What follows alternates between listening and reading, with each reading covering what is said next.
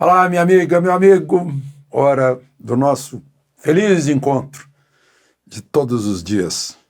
Hoje, nesta quinta-feira, dia 18 de julho, dia do veterano da campanha na Itália, da Força Expedicionária Brasileira e de todo veterano que está na reserva do Exército, na reserva remunerada.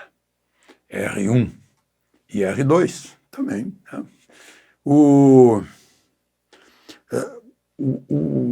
A brigada, a 6ª Brigada de Infantaria Blindada está mostrando esse cartaz, está usando o Tenente-Coronel Nestor, de cujo aniversário eu falei para vocês no domingo, fez 107 anos, esse herói de Montese, é a Brigada Niederauer da Infantaria, né? E é a data da chegada do primeiro escalão de volta da Força Expedicionária Brasileira, que tinha 25 mil militares. Desembarcaram no Rio de Janeiro, uma tremenda festa, desfile no centro do Rio de Janeiro, né, mostrando que estavam duvidando que o Brasil na guerra só se a cobra fumasse, né, e a cobra fumou. Né, ficou o símbolo da Força Expedicionária Brasileira. Mas só aconteceu com o primeiro escalão. Com o segundo escalão, que chegou em 13 de agosto, foi a surpresa. Está contada aqui por aquele que foi o comandante, capitão-comandante da 2ª Companhia do 9º Batalhão de Engenharia, lá de Aquidauana, Mato Grosso, o general Raul da Cruz Lima Júnior. Ele está contando aqui nesse quebra-canela, que foi a palavra símbolo, porque eles desmontavam minas antipessoal e anticarro, que às vezes explodiam e quebrava a canela e arrancava o pé, né? Quando menos. Mas aí ele conta a decepção, a frustração. Encostaram no cais do Rio de Janeiro, estava tudo isolado pela polícia, para não ter povo, no dia 13 de agosto. Embarcaram no trem da Central, foram levados para o Realengo, na antiga escola militar do Realengo, onde ele se formou, e todos os oficiais brasileiros da Segunda Guerra se formaram lá. Lá estavam os parentes esperando. Sabe o que era já? O ditador Vargas sentiu na chegada do primeiro escalão que o povo brasileiro estava se perguntando, mas espera aí, a gente foi dar o sangue para derrubar 2 ditadores, Hitler e Mussolini, e a gente volta para o Brasil e encontra um ditador? Aí isso foi crescendo rapidamente e o ditador Getúlio Vargas foi deposto em 29 de outubro daquele mesmo ano de 1945. Bom, hoje também se lamenta a morte, talvez, do maior intelectual brasileiro.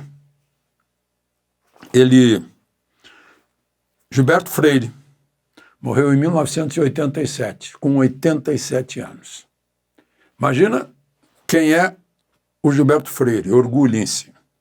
Sociólogo, antropólogo, historiador, escritor, jornalista, poeta, pintor, e em tudo isso foi premiado. Gilberto Freire. Eu conheci pessoalmente em 1980. Ele ainda estava com 80 anos. Muito simpático, humilde, como todos os que não necessitam de se exibir. Gilberto Freire. Então, vamos em frente aos veteranos. O reconhecimento pelo que foi feito na Itália e o reconhecimento por estarem sempre disponíveis pelo Brasil. Não esqueça de se inscrever e ao final de deixar o gostei ou não gostei.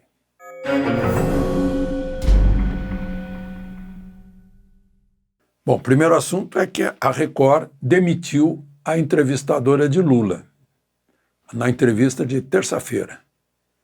A entrevista foi pela manhã e à tarde, né? O problema é que a entrevistadora também era e é sócia de uma empresa de consultoria, a Capital Advice, ou seja, exatamente, consultoria de capital. E ela passou os principais pontos econômicos da entrevista de Lula, antecipou, sem que a entrevista tivesse sido ainda publicada pela TV Record, e isso mexeu com o mercado. O dólar subiu porque Lula disse que metas seriam obedecidas se não tivesse algo mais importante que as metas. Aí o dólar subiu. Aliás, hoje o dólar está lá em cima, né? 5 e foi para 5,58. Bom, falar um pouquinho de partido político, essa PEC da anistia de dívidas dos partidos políticos é uma vergonha, né? Eles devem 54,1 milhões. Né? Só não pode anistiar para a Previdência. Para a Previdência podem pagar em 60 meses. Mas o resto das dívidas ficam anuladas. Já passou pela Câmara, só 83 votos contra, 338 votos a favor disso. E agora está no Senado. O Senado, parece que o presidente do Senado ficou meio constrangido e disse que não iria votar logo, né, antes das férias. Né? Mas, olha só, o principal beneficiado vai ser o PT. Deve 18 milhões e 200 mil para a Previdência. Deve até fundo de garantia. 1 milhão e 600. Fundo de garantia que é dos empregados. Desses 18 milhões, praticamente 10 milhões são do PT do Rio Grande do Sul. Em seguida, vem o de São Paulo. Fica aqui o registro para os pagadores de impostos, né, que pagam imposto e não se livram de pagar previdência, fundo de garantia. Né? Gente, o Tribunal Regional Eleitoral do Rio Grande do Sul, quase 2 anos depois das eleições, cassou o mandato do deputado do Podemos, Maurício Marcon, que é de Caxias. Na verdade, cassou 140.634 votos de eleitores. Qual o motivo? É que o Podemos não teria obedecido, teria fraudado as cotas, está lá escrito, de gênero. Gênero, somos todos do mesmo gênero, né? Do gênero humano. Meu Deus, gênero é um termo. Copiamos do gender dos americanos, coisa de colonizado. Né? Porque gênero aqui, masculino e feminino, é na gramática para coisa. A cadeira é do gênero feminino, o sapato é do gênero masculino. Agora o homem e a mulher são do sexo masculino e do sexo feminino. Não? Mas, enfim, ele ainda é deputado porque ainda há recurso no Tribunal Superior Eleitoral.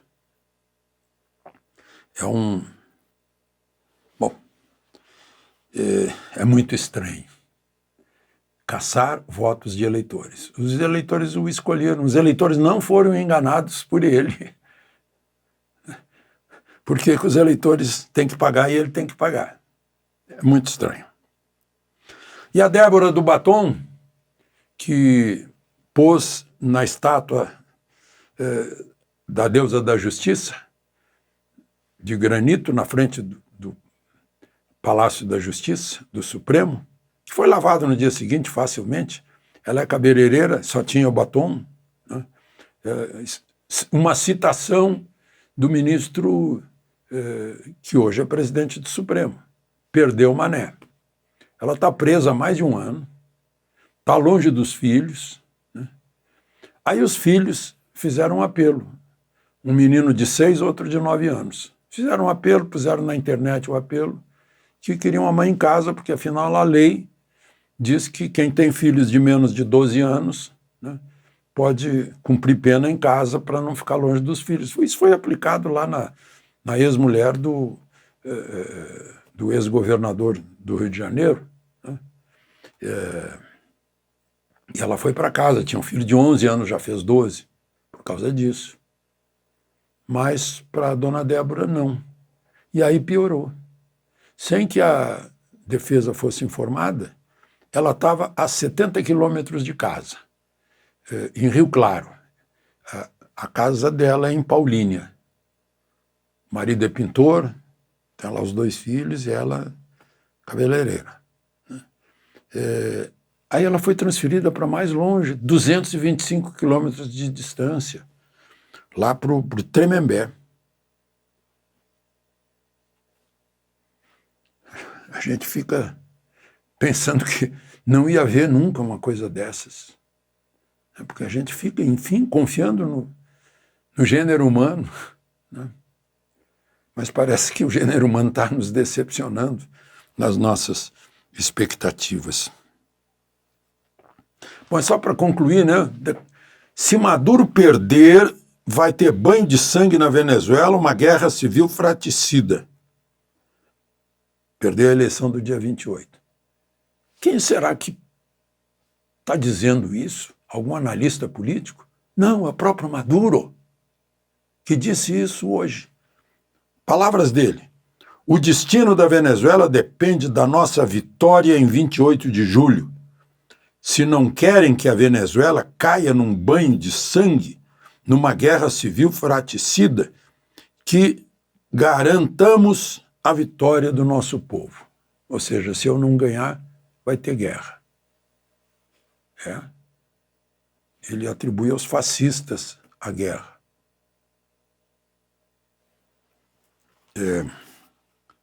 Só para a gente lembrar, né? Ele impediu as 2 Corinas de serem candidatas, e eram fortes candidatas, e sobrou o embaixador Edmundo Gonçalves, que está enchendo as ruas das cidades do interior, com muito apoio. Ele agora resolveu ameaçar. Se eu perder, vai ter sangue. De Brasília, Alexandre Garcia.